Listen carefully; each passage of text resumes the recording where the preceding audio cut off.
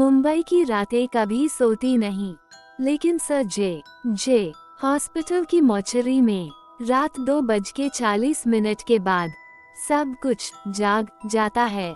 वहाँ एक नियम है, फ्रीजर नंबर 6 को 2:40 के बाद मत खोलो, क्योंकि 2014 में एक इंटर्न डॉक्टर ने ड्यूटी रजिस्टर में आखिरी लाइन लिखी थी, शरीर ठंडा है लेकिन ये मुझे देख रहा है।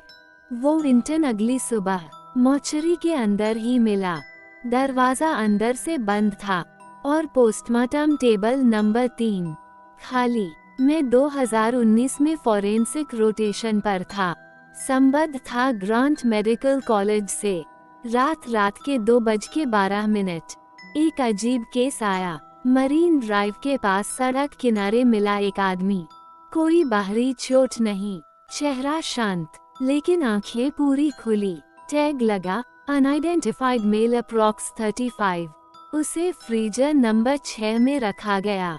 मॉर्चरी का तापमान पहले ही 4 डिग्री सेल्सियस था, लेकिन अचानक मेरी सांस धुंध बनकर दिखने लगी। डिजिटल मीटर 4 दिखा रहा था, लेकिन महसूस ऐसा हो रहा था जैसे -5 हो। और तभी फ्रीजर 6 के अंदर से धीमी, नाखून रगड़ने जैसी आवाज, खर्रा खर्रा। मैंने खुद को समझाया, मेटल एक्सपेंशन, लेकिन आवाज रुक नहीं रही थी। मैंने हैंडल पकड़ा, हाथ बर्फ जैसा ठंडा हो गया। दरवाजा खोला, शरीर वैसा ही था, लेकिन उसके होंठों के किनारे काले तरल की पतली रेखा, जैसे कुछ अंदर से रिसा हो। मैंने टॉर्च डाली, उसकी आंखें अब सीधे मेरी तरफ थीं। मैंने बंद किया। जैसे ही मुड़ा, पीछे से आवाज आई, डॉक्टर। मेरी रीढ़ जम गई। मैंने कंट्रोल रूम का मॉनिटर ऑन किया।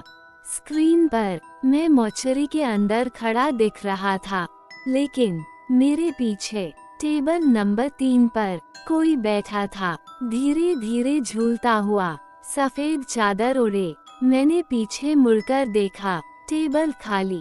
स्क्रीन पर वो आकृति धीरे धीरे सिर घुमा रही थी, और फिर उसका चेहरा दिखाई दिया, वही अनआइडेंटिफाइड मेल। अचानक लाइट झपकी। जब रोशनी वापस आई, फ्रीजर 6 खुला था और शरीर टेबल नंबर 3 पर था। मैंने उसे वहां नहीं रखा था।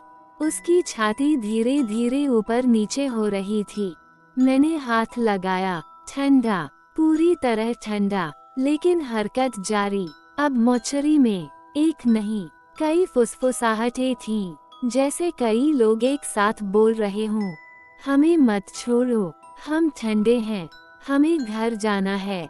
दीवारों पर पानी की बूंदें बन रही थीं, और उन बूंदों से धीरे धीरे शब्द उभर रहे थे, स्टे। अंतिम पल। टेबल पर पड़ा शरीर अचानक सीधा बैठ गया, आंखें पूरी काली, कोई सफेदी नहीं। उसने गर्दन 90 डिग्री घुमाई, सीधे मेरी तरफ। होंठ खुले, लेकिन आवाज मेरे कान के अंदर गूंजी, तुमने हमें काटा, अब तुम हमारे हो। अचानक मुझे महसूस हुआ जैसे मेरे पैरों के नीचे से हाथ निकल रहे हों, ठंडे, गीले, मुझे नीचे खींचते हुए। मैं चिल्लाया। जेब में रखा मेडिकल क्रॉस का छोटा लॉकेट मेरे हाथ से छू गया। उसी पल तेज आवाज हुई, लाइट्स वापस। मॉर्चरी शांत, टेबल खाली, फ्रीजर 6 बंद। अगले दिन रिकॉर्ड में लिखा था, intern fainted due to stress.